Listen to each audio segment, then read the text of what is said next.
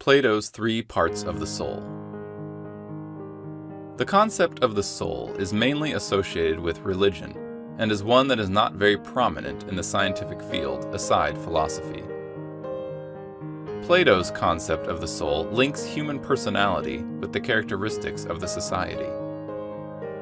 There are physical and observable aspects of personality, but there exist different elements of our personality which, although intangible, serves as great influences of human behavior.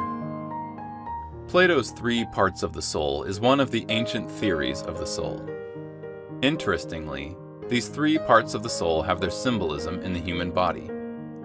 The rational part of the soul could be likened to the head, since it is the site of the brain, which is also the part of the body that is the seat of rational thought. The spirited part is like heart, considering that it is the part of the body that signifies life, while the appetitive part could be denoted by the belly and genitals, i.e. the organs of the body where most spontaneous desires spring from. Each of these three parts of the soul should function in a balance, i.e. one should not suppress the other in function, as it could affect the quality of life of the individual, and by extension, the society.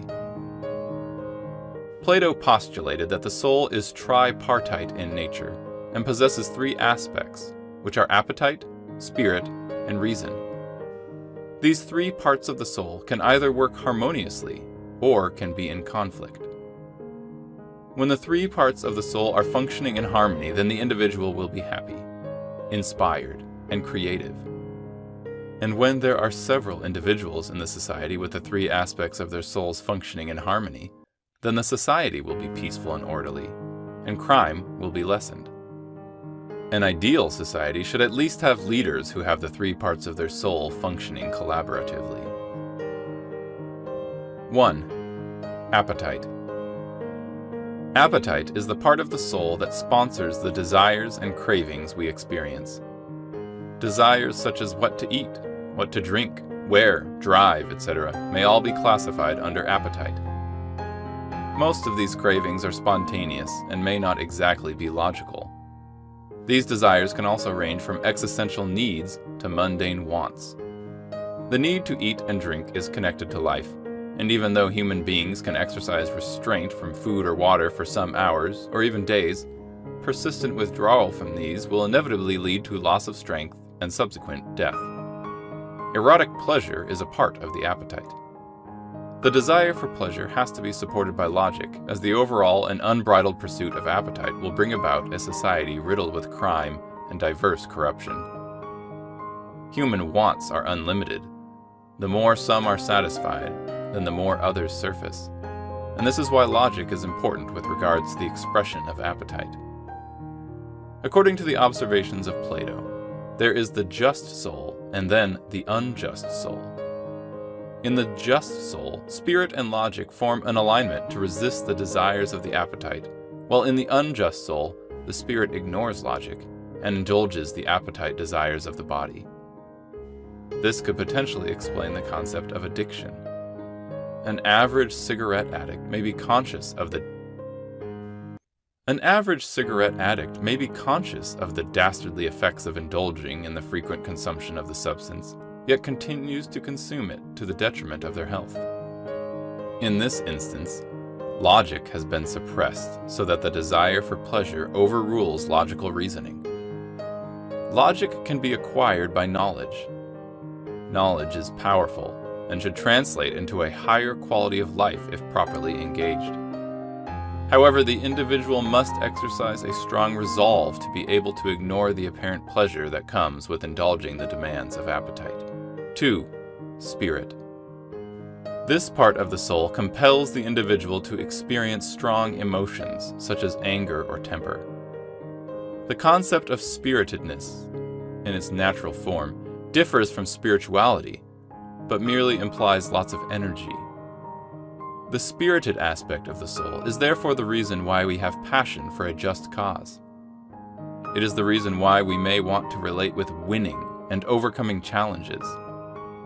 Coincidentally, this part of the soul encourages fairness and equity. This explains why you are likely to get angry at injustice towards you or a significant other. The spirited aspect of the soul is very much necessary for a balanced life. This is sequel to the role it plays in overcoming adversity. When the spirited aspect of the soul is suppressed, then the individual will be emotionally fragile and could easily cave into depression or an even worse solution just to escape reality. Emotional strength is a necessary skill to live a balanced life, as the stress occasioned by the demands of personal and professional relationships can lead to mental breakdown. This element of the soul was represented by the white horse positioned on the right. 3. Reason. Also known as the mind, or in some cases conscious awareness, is the part of the soul that reasons, analyzes, and rationally weighs options prior to decision-making. This part of the soul tends to carefully access issues and decide on what is best after careful consideration of the factors involved. Essentially, the self-doubt component of the mind could be said to be domiciled in this part of the soul. The aim is to channel energy in positive and beneficial activities rather than engaging or channeling efforts in unrealistic activities. Averagely, the human mind processes a myriad of thoughts on a daily basis, whereas reason serves as a filter that accesses the veracity of these thoughts to determine the feasibility of engaging in them. Naturally, the sense of reasoning is strengthened by experience, because the older a person gets, the more enhanced this aspect of the soul is likely to get. One of the significant arguments of Plato is that there have to be at least two parts of the soul in action. One part will be saddled with the responsibility of recommending action, and the other part with the responsibility of recommending caution.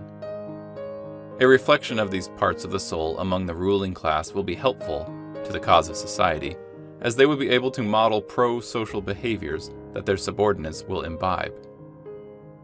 Although the leadership of any society is always a microcosm of the characters that exist in that society, the leaders are in a better stead to occasion change by enforcing laws that support and model these acts.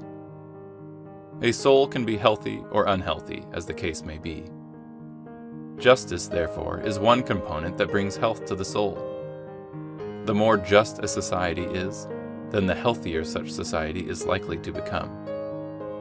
Just like the soul, the human society consists of three classes of people, which are the producers, auxiliaries, and guardians, all of which have unique roles they play with regards to the sustenance of society.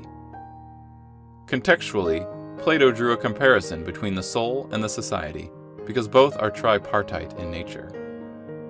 In both scenarios, both the soul and the society functions optimally when the three parts relate well with one another and play their roles as expected, rather than when they function independent of one another.